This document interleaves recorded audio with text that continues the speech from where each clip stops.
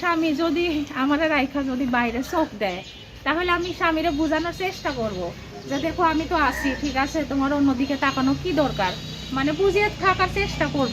তবে সংসার ছেড়ে কখনো আর যাব না।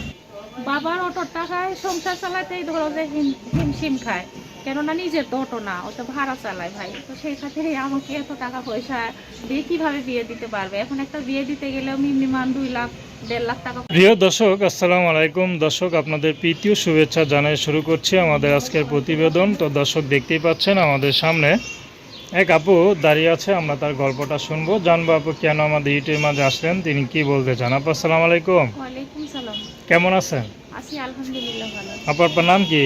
আমার নাম স্বপ্না। মাশাআল্লাহ। স্বপ্ন আপা কি স্বামীকে স্বপ্ন দেখেন তো নাকি দেখেন না, কোনটা? বিয়া শাদী হয়নি ভাই, স্বামী কোথায় পাবো?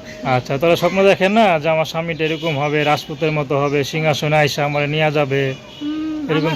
হ্যাঁ, স্বপ্নে তো ভাবি যে স্বপ্নের একটা রাজকুমার আসবে। আচ্ছা, কেমন রাজকুমার কেমন হতে হবে বলেন তো? রাজকুমার আমার যেরকমই হোক, শুধু যেন আমাকে ভালোবাসে, আমি ছাড়া অন্য মেয়ের দিকে না তাকায়। আচ্ছা, তো আজকাল পুরুষরা তো একটু উল্টাপাল্টা করে, তো যদি করে আপনার স্বামী বিয়ের পরে আপনি কি ডিভোর্স দিয়ে আসা পড়বেন নাকি তাহলে বুঝে শুনে সংসার করবেন?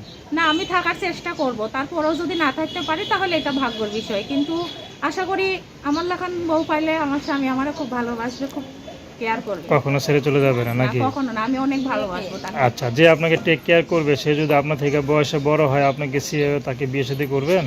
বয়সে বড় হলে সমস্যা নাই, কেননা আমি যার কাছে সুখে থাকতে পারবো, সে আমার হাজবেন্ড যেরকমই হোক, আমি তাকে মানিয়ে নিতে পারবো। আচ্ছা, কি করেন আপনি? আমি এখন বর্তমানে বাসাতেই থাকি, হাতের কাজ কাম একটু শিখতাছি, এটাই। আচ্ছা, বা পরিবারে কে কে আছে? পরিবারে আমি আছি। আর কেউ নাই? পরিবারে আমি খালার কাছে থাকি। বাবা মা? বাবা মা আছে? হ্যাঁ, বাবা মা আছে। কি করে বাবা মা? বাবা অটো চালায়। অটো চালায়? হ্যাঁ। আচ্ছা, আর আপনি? আমি আমার মা বাসাতেই থাকি। বাসাতে থাকে? আপনি কি একটাই মেয়ে না আরো ছেলে মেয়ে আছে? আমি একাই। আর কেউ নাই? তো সংসার চলে কি আপনার বাবার অটো টাকা দিয়ে?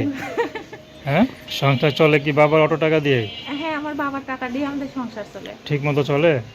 হ্যাঁ, আল্লাহ কোনো মতন চালায়, যেভাবেই চলি সেটাই আল্লাহর কাছে লাখ লাখ শুকরিয়া। তার মধ্যে আবার আপনার বিয়ের বয়স আছে, বিয়ে শাদী করতে হইব না? এই জন্যই তো প্রতিবেদনের মাধ্যমে আসলাম যে বাবার তো টাকা দিয়ে তো সংসার চলে, আর এখন ভালো ফ্যামিলিতে বিয়ে দিতে গেলে অনেক কিছু চায়, একটা ফ্যামিলিতে বিয়ে দিতে গেলে, সুন্দর ফ্যামিলিতে। তো সেই খাতিরই আমি প্রতিবেদনে আসছি, যদি কোনো ভাই দেশে হোক বা প্রবাসী হোক, যদি ভালোবাসে আমার টাকা পয়সা মানে দেনমোহর ছাড়া যদি শুধু আমাকে বিয়ে শাদী করতে চায়, তাহলে আমি বিয়ে শাদী করবো।